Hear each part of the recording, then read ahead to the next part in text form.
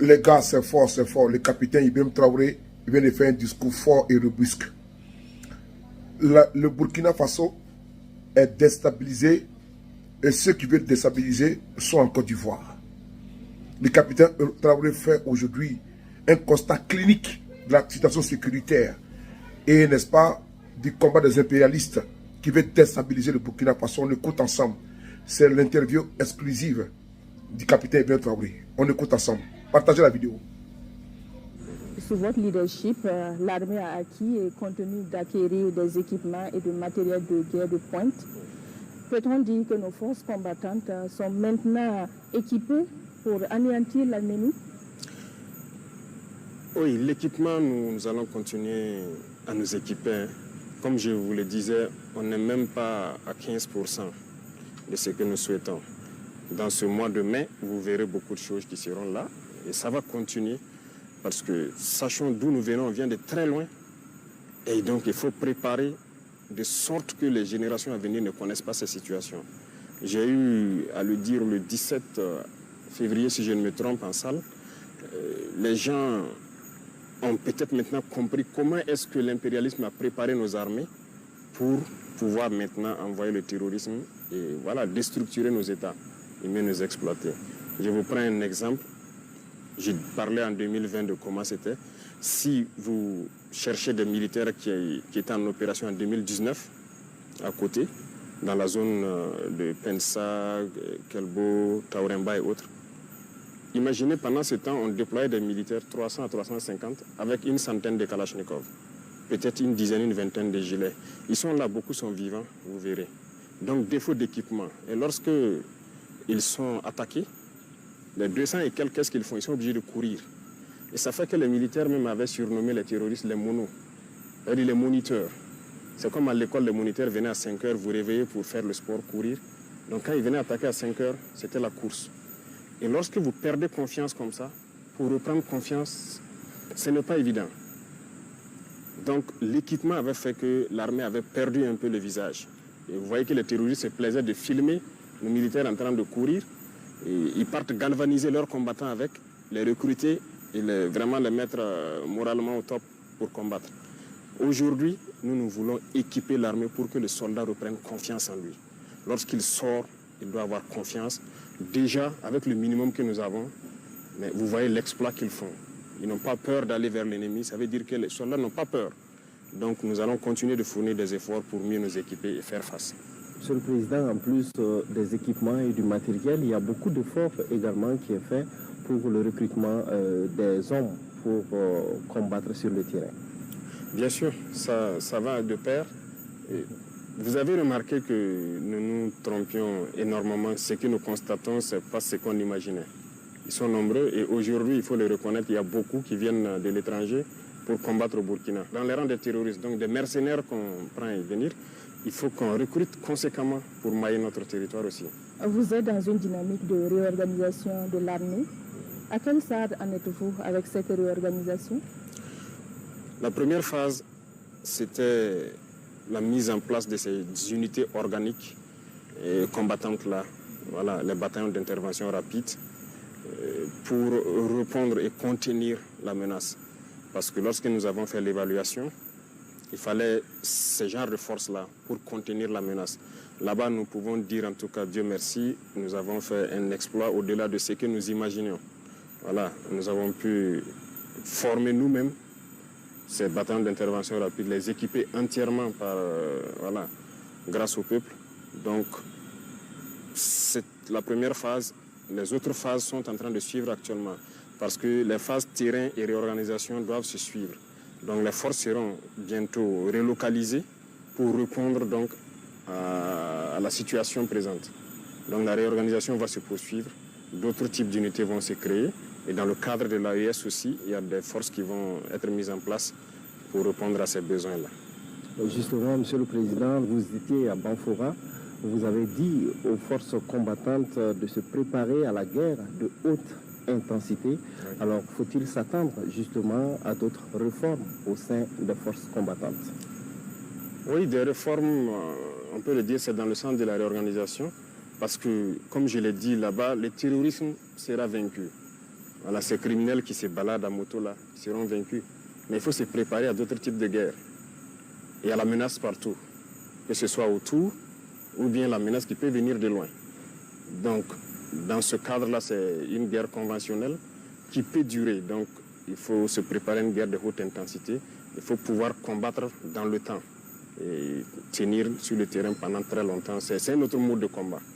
Donc, il faut se préparer à ça et les forces, les différents corps vont avoir un programme d'entraînement et commencer ces entraînements-là.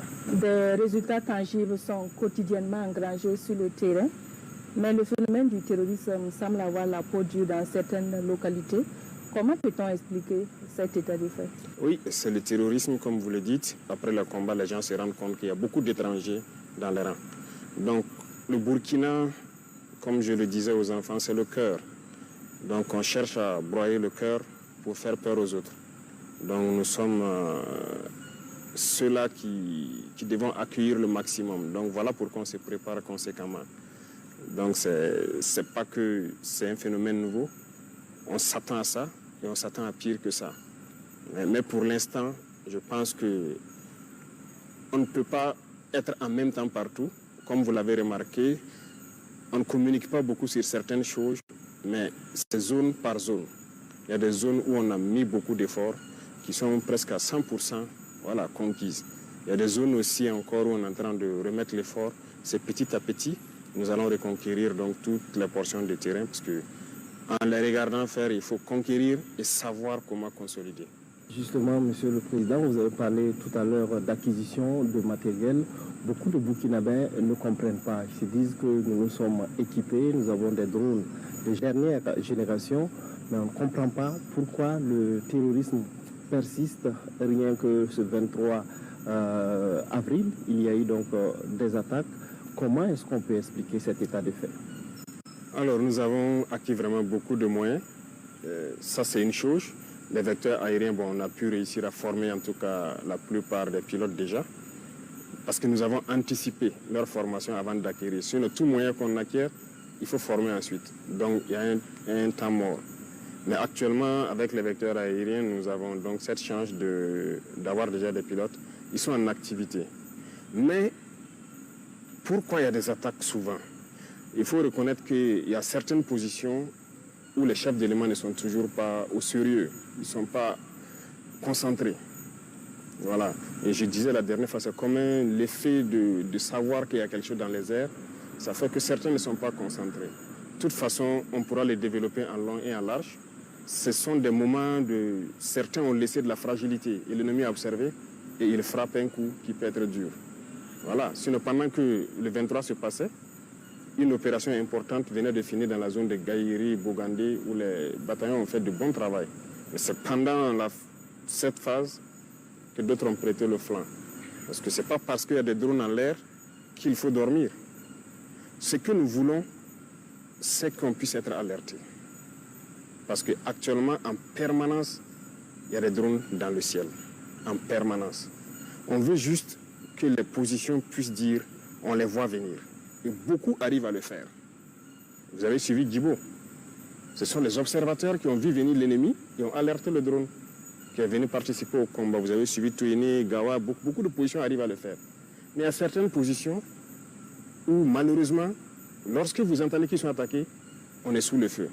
Comment est-ce que vous avez pu être surpris? Il y a un problème. Ce n'est pas parce qu'il y a des drones qu'on ne met plus de guetteurs qu'on ne prend pas toutes ces précautions.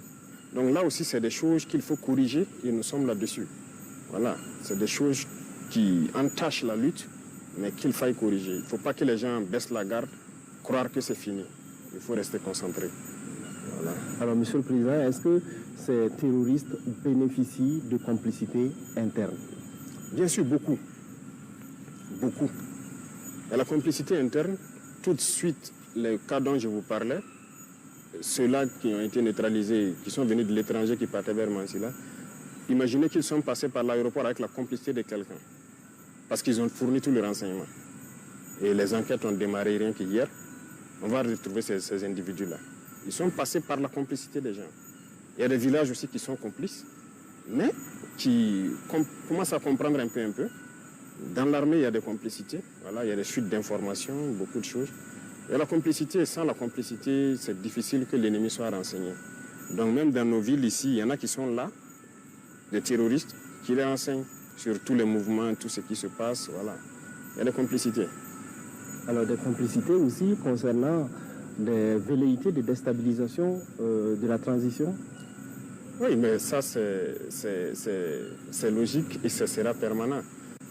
Comme on le dit, nous avons décidé de prendre nos responsabilités pour engager une lutte. Il va de soi que certains qui ont perdu leurs privilèges et leurs avantages se dressent contre nous. Maintenant, c'est à nous d'être vigilants. C'est ce qu'on fait. Et donc, ces velléités de déstabilisation, c'est courant. Donc, on est là-dessus. Ça sera permanent, ça, on est sûr. Voilà. Alors, on constate également une certaine forme, j'allais dire, de campagne de diabolisation des forces de défense et de sécurité, à travers la presse internationale, par exemple. Ah oui, ça, c'est logique. Ces presses internationales se battent pour leur pays. C'est normal. Ceux-là qu'on a fermés ici, tout ce qu'ils divulguent comme information, c'est pour les intérêts de leur pays. Mais ce qui nous écœure, c'est souvent même les presses locales qui relaient ça. C'est ça qui est dangereux. Est-ce que ça veut dire qu'ils n'ont pas l'intelligence de comprendre que ceux-là sont en train de... Tout ce qu'ils publient, c'est pour l'intérêt de leur pays et qu'ici aussi on se met à le faire, c'est pas bien. Les FDS sont en train de monter en puissance. Il y a beaucoup de victoires. Aujourd'hui, on ne s'assoit pas qu'on vienne nous attaquer. On est à l'offensive, beaucoup de choses. L'armement qu'on est en train d'acquérir et tous ces équipements, ça ne leur plaît pas. Parce que nous allons réussir à vaincre le terrorisme. Pourtant, ils ont créé ça pour que nos États ne puissent pas être des États et continuer à nous exploiter. C'est nos ressources. C'est ça le problème. Mais si vous avez une armée, ils ne peuvent pas se permettre certaines choses. Donc c'est normal que leur presse diabolise, qu'ils inventent du mensonge, ils racontent tout ce qu'ils veulent, avec des complicités internes, malheureusement.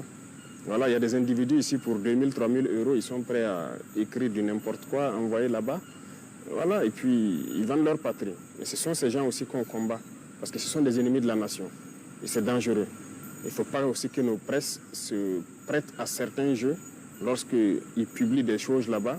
Nous, ici, on prend. Quelle est la valeur ajoutée? Quelle est votre partition dans cette lutte-là? Et ils se battent pour les intérêts de leur pays là-bas. Pourquoi vous aussi, vous allez les suivre? Même s'ils vous financent ou je ne sais pas quoi. C'est pas logique. Alors, parlant donc de combat sur le terrain, beaucoup de zones ont été reconquises justement grâce aux forces combattantes. Des PDI ont été réinstallés. Aujourd'hui, est-ce qu'on a des chiffres? Est-ce qu'on a des statistiques sur les zones qui ont été réinstallées? Alors, chaque semaine, le ministère de l'Action humanitaire donc, publie des chiffres. Donc, il nous envoie ça à travers le CONASUR. Il nous envoie ça en rapport aussi. Et on peut aussi constater que certains organismes qui refusaient de voir la chose, que ça évoluait, ont commencé à reconnaître effectivement que il y a du travail qui est fait. Beaucoup de villages ont rejoint et nous sommes en train de vouloir donc les accompagner pour qu'ils s'installent et pouvoir travailler efficacement. Les écoles aussi ont ouvert dans la plupart des cas. Beaucoup de routes qui n'étaient pas empruntables le sont aujourd'hui. Donc quand même il y a une avancée significative, mais c'est des choses sur lesquelles, personnellement, nous ne souhaitons pas communiquer d'abord parce que tout le pays n'est pas en sécurité. Et lorsque vous dites qu'ici c'est stabilisé, d'autres là-bas vont dire mais pourquoi vous ne venez pas chez nous faire le même travail? Pourtant, c'est par étapes en fonction de la complexité des terrains qu'on va s'engager. Des zones ont été reconquises, certes, mais comment comptez-vous consolider ces zones-là? Comment consolider? Je dirais que ça c'est un peu secret. Je ne pourrais pas vous dire exactement ce qui est en train d'être fait, mais il y a beaucoup de choses qui sont en train d'être faites sur le terrain. Et dans la même lancée aussi, nous avons exhorté les populations à participer activement à la défense. Parce que vous voyez, je disais que des gens partent en Chine souvent regarder la muraille de Chine, mais ça a été construit dans la guerre. Et pourquoi ici, on ne peut pas faire des obstacles pour empêcher l'ennemi de pénétrer dans nos villes, dans nos villages?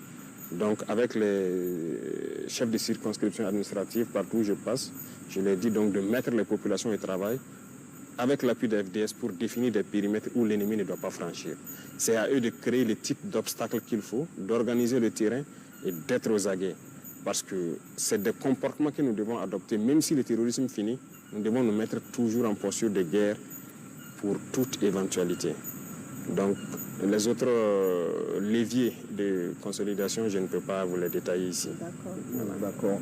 Alors, monsieur le président, des officiers et sous-officiers de l'armée ont été radiés donc pour fautes lourdes.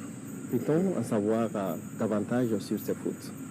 Oui, c'est vrai que depuis un temps, il y a eu des cas. Lorsque vous êtes en guerre, un officier, on le confie des hommes. La vie des hommes est entre vos mains. Vous devez les commander et prendre toutes les mesures pour qu'ils puissent combattre et vaincre. Il peut arriver que vous combattez jusqu'à épuisement de vos moyens. Ça peut arriver. Là, vous êtes mort en héros.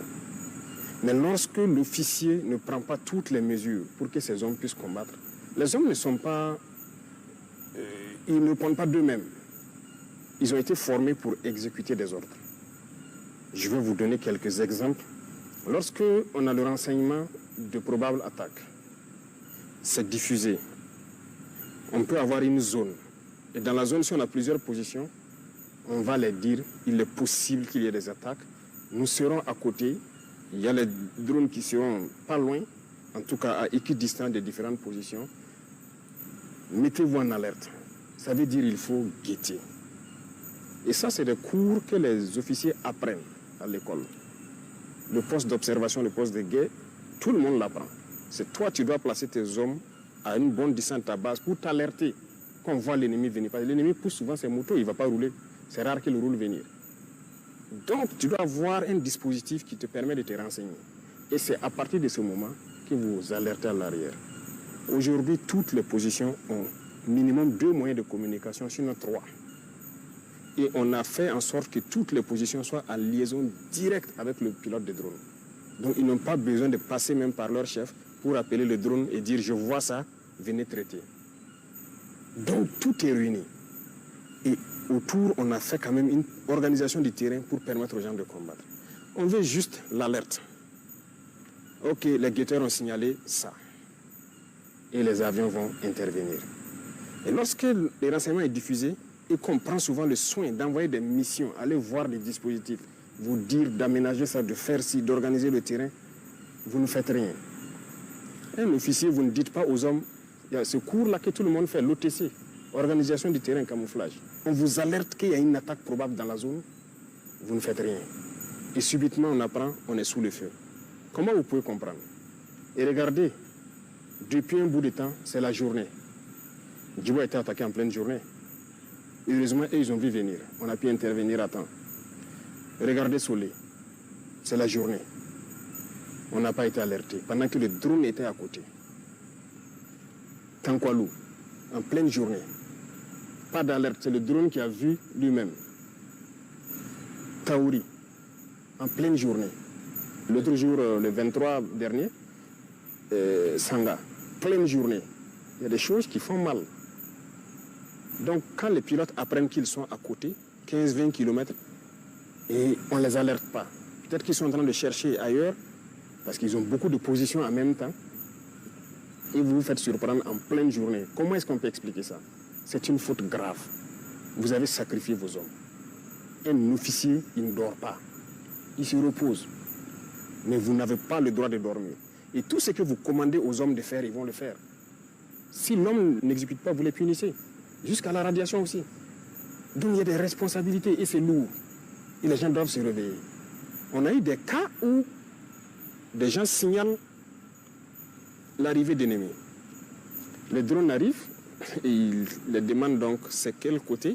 On observe, on ne voit pas. Il dit non, on avait signalé là-bas. On dit qui a signalé? Est-ce que tu as quelqu'un? Vous voyez les antennes, les pylônes là? Presque dans toutes les communes, il y a des pylônes. On dit aux gens même de monter là-bas et guetter au loin, ça vous permet de voir en profondeur. Ils ne le font pas. Les pilotes le demandent, est-ce que tu as mis quelqu'un dans l'antenne pour observer au loin, pour nous guider? Il dit oui. Et le pilote lui répond, vous mentez, je suis à votre verticale, il n'y a personne sur l'antenne. Il se rend compte maintenant que c'est la réalité. Mais vous mentez à qui? Ça, ce n'est pas un comportement d'officier. On a connu ces cas, beaucoup de cas comme ça. Donc, on ne peut pas être soucieux de la vie de vos hommes plus que vous-même l'officier sur le terrain. Donc, voilà pourquoi, avant l'année passée, en J, on avait dit ceux qui veulent quitter l'armée n'ont qu'à quitter. Il y a une note du ministère de la Défense. Si vous ne quittez pas, vous allez assumer si vous fautez. Et pour moi, c'est une trahison. Lorsqu'un officier ne fait pas travailler ses hommes, ne prend pas toutes les mesures. Si vous prenez toutes les mesures et que vous combattez et qu'il y a des pertes, on peut comprendre. Mais lorsque les mesures ne sont pas prises, mais on va vous radier.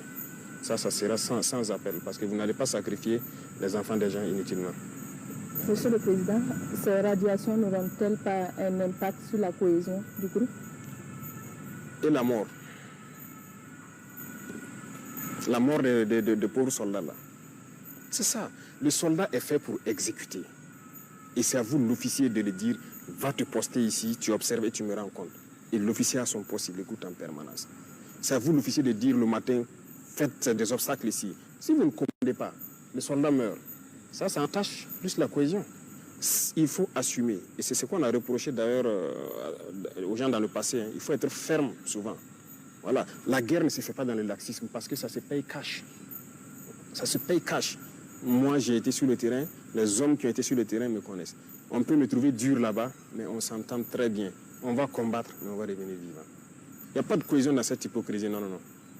On préfère que les hommes puissent combattre, venir raconter leur bataille. C'est ça le plus important. Monsieur le Président, parlons maintenant de coopération militaire au sein des pays de l'Alliance des États du Sahel. Alors, quelles sont les actions concrètes qui ont été entreprises depuis la création donc, de cette alliance pour combattre le terrorisme sur le terrain? Merci, il y a eu beaucoup d'actions concrètes. Et c'est très réjouissant ce qui se passe sur le terrain. C'est devenu les mêmes armées. Il y a beaucoup d'actions qu'on ne peut même pas finir de citer. Les armées sœurs du Niger se retrouvent à exécuter des missions de l'armée malienne ou de l'armée burkinabé. L'armée burkinabé exécute des missions de l'armée malienne et de l'armée nigérienne. L'armée malienne aussi exécute des missions qu'on leur confie. Ça, ce n'était pas donné. Voilà. Deuxième chose, la coopération sur le terrain. Les forces sont mélangées et combattent ensemble très souvent. Et donc nous réussissons ça, surtout donc, dans la bande frontalière avec le Niger. Nos forces combattent côte à côte actuellement. Dans le domaine donc, des appuis aériens, c'est fréquent. Voilà. Lorsque nous avons beaucoup d'opérations et qu'on est submergé, on peut faire appel aux vecteurs nigériens, aux vecteurs maliens qui viennent nous appuyer. Lorsqu'ils ont besoin de nous, on part les appuyer. Et en termes de frontières, il n'y a pas de frontières actuellement. Donc les vecteurs burkinabés rentrent où ils veulent. S'ils sont en fin d'autonomie ou quelque chose, ils peuvent passer la main aux vecteurs maliens ou nigériens. Pareillement, ils rentrent aussi sur notre sol, ils font la recherche. Voilà. Et vraiment, ça se passe très bien. Il y a beaucoup de choses qui se passent actuellement entre nos trois armées. Et l'objectif, c'est de créer dans un futur proche, voilà, une brigade expéditionnaire pour le compte de l'AES qui pourra faire donc des manœuvres en toute autonomie partout dans l'espace AES. On l'a annoncé, mais maintenant le travail se fait en bas pour faire germer la force. Voilà, à chaque étape, on ne va pas forcément sortir, dire que nous sommes à tel effectif, mais chacun a reçu ses instructions et est en train de travailler à mettre en place ce qu'il doit mettre en place. Donc, vous le saurez au moment venu. Justement, est-ce que les pays auront les moyens financiers et matériels également nécessaires pour pouvoir mettre en place une telle force? C'est ce qu'on nous a toujours dit. On n'a pas les moyens, il faut aller chercher les moyens ailleurs. Regardez aujourd'hui ce que nous avons au Burkina. Quelqu'un nous a prêté 1 franc, quelqu'un nous a donné quelque chose, mais nous avons combien de bataillons équipés? En 2022, à côté, on avait combien de bataillons équipés? On avait un bataillon opérationnel, parce qu'il y avait au moins 4 ou 5 compagnies opérationnelles qui étaient équipées, qui peuvent sortir de façon autonome. C'est une réalité. En plus de ça, c'était les forces spéciales, l'UGGN peut-être. C'est eux qui avaient les moyens d'être projetés en même temps. Le reste, ils n'ont pas les moyens. On s'assoit et voilà, lorsqu'il y a opération, il faut rassembler à les donner. Parce que c'est dur d'équiper, c'est compliqué.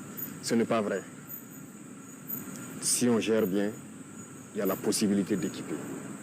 C'est ça aussi que nous avons reproché, c'est tout ça qui nous a révoltés. Mais on nous avait nous aussi mis des choses en tête, que c'est difficile d'acquérir l'armement, c'est cher, c'est si. On a pris notre courage à 2 mains, on s'est mis face à la réalité. On nous a mis des bâtons dans les roues pour ne pas nous permettre de nous équiper. Vous êtes au courant, je l'ai dit plusieurs fois. Mais aujourd'hui, nous avons plus d'une vingtaine de bataillons équipés qu'on peut projeter d'une minute à l'autre. Ça veut dire, lorsqu'on dit aux 20 bataillons de démarrer pour telle direction, ils n'ont pas besoin que quelqu'un vienne leur donner quelque chose, ils démarrent. Donc cette force, on peut l'équiper. Regardez les armées maliennes, regardez les armées nigériennes. La dernière fois, vous voyez l'équipement du Niger qui passait par là pour rentrer au Niger. Donc nous pouvons nous équiper. On n'a pas besoin d'un appui. Monsieur le Président, aujourd'hui, quel bilan faites-vous? Bilan d'étape de la guerre contre le terrorisme? Le bilan, c'est long à faire. Donc je viens de vous expliquer d'où est-ce que nous venions. Je ne dirais pas de zéro, mais en tout cas, il n'y avait pas quelque chose de substantiel pour faire la guerre. Aujourd'hui, nous pouvons contenir la menace. Ça, c'est une chose. L'armée a retrouvé plus ou moins sa capacité de combattre. Aucun soldat ne va aller aujourd'hui sur le front sans armes, ne va aller sans moyens de protection, ses gilets, casques et trucs, les munitions et autres, tous ces VDP. Le maillage a changé, et ça fait qu'on a occupé plus le terrain. Il y a beaucoup de zones où on n'avait pas de présence de force, où il y a aujourd'hui de la présence. Et ça fait que, bon, dès que la présence, les populations aussi rejoignent. Donc ça, c'est une avancée majeure. Et maintenant, la réorganisation de l'armée pour l'adapter aux réalités actuelles, ça aussi, c'est une avancée majeure. C'est tout ça qui permet d'avoir des résultats sur le terrain. Mais on n'a pas peut-être le temps de détailler point par point, au risque de revenir sur des choses qu'on avait déjà dites. Donc, il y a beaucoup quand même de choses qui sont faites. D'accord. Alors, Monsieur le Président, justement, nous sommes en guerre, mais il faut préparer également l'après-guerre. Comment comptez-vous réorganiser l'armée après la guerre? Oui, l'après-guerre, dès qu'on est en guerre, c'est pour préparer l'après-guerre aussi. L'armée doit participer, pour nous, l'armée doit participer activement à la vie de la nation. Rien qu'aujourd'hui, en Conseil, nous avons parlé d'un certain nombre de sujets où l'armée doit intervenir dans plusieurs domaines. Alors, il faut que l'armée puisse occuper un rang de sorte que la crise que nous avons connue ne puisse pas revenir à l'avenir. Et on ne peut pas avoir ces prédispositions-là sans donner une place à l'armée. Donc, en termes de maillage, de présence dans certaines structures stratégiques, l'armée sera importante. C'est-à-dire notamment là où il y a beaucoup de personnel d'une certaine qualité pour rien que le renseignement. Dans la vie active du pays, notamment l'agriculture, nous avons commencé à préparer le terrain aussi. Actuellement, dans beaucoup de casernes, on a ciblé un certain nombre de casernes. Ils ont fait des forages à gros débit. On veut initier les militaires à la production. Et ça a déjà commencé avec l'initiative présidentielle. Donc il y a plusieurs casernes. Et à l'élevage aussi, à beaucoup de choses, c'est-à-dire l'agriculture. L'armée va participer à la production. Vous avez suivi à Bagré ce qu'on a fait avec... Voilà. D'accord. Alors, Monsieur le Président, est-ce que la récente rencontre entre les ministres en charge de la défense des deux pays va permettre peut-être de détendre la situation? On espère. Mais je dirais que la balle est dans leur camp. Voilà, ils ont souhaité la rencontre, on n'a pas refusé. Ça s'est bien passé, ils ont eu des échanges. On les regarde maintenant. Voilà. Il y a des gens qui sont poursuivis, qui sont là-bas. Il y a des gens qu'on va poursuivre. Il y a eu quand même, ils ont eu des échanges francs. On les regarde maintenant. Monsieur le Président, autre incident diplomatique, si je peux l'affirmer ainsi, 3 personnalités françaises déclarées persona non grata sur le territoire burkinabé pour activités subversives. Que reproche-t-on concrètement à ces 3 Français? Vous savez, quand on dit activités subversives, les gens sont très malins et très intelligents dans leurs manœuvres. Aujourd'hui, ils ont beaucoup de plans pour déstabiliser le Burkina. Il y a l'élimination physique, voilà. Il y a peut-être la manipulation d'une frange armée. Il y a aussi, à travers les médias, vous, voilà. Et la diplomatie des pays, ça participe. Alors, c'est de dire même à travers ça aux gens de faire très attention. Certaines organisations qui sont ici, qui se font financer par certains pays. Pourquoi? À cause de vos beaux yeux qui vous donnent l'argent. Et ensuite, on vous demande donc des rapports sous tel format, vous le faites. Ils sont en train de pénétrer le monde de la culture, on les suit. Voilà, certains artistes, voilà, ainsi de suite. On suit tout. Ils sont en train de pénétrer le monde des médias, on suit pour que vous relayez ce qu'ils veulent, comme je le disais tantôt. Voilà, donc il y a beaucoup d'activités subversives qui se passent.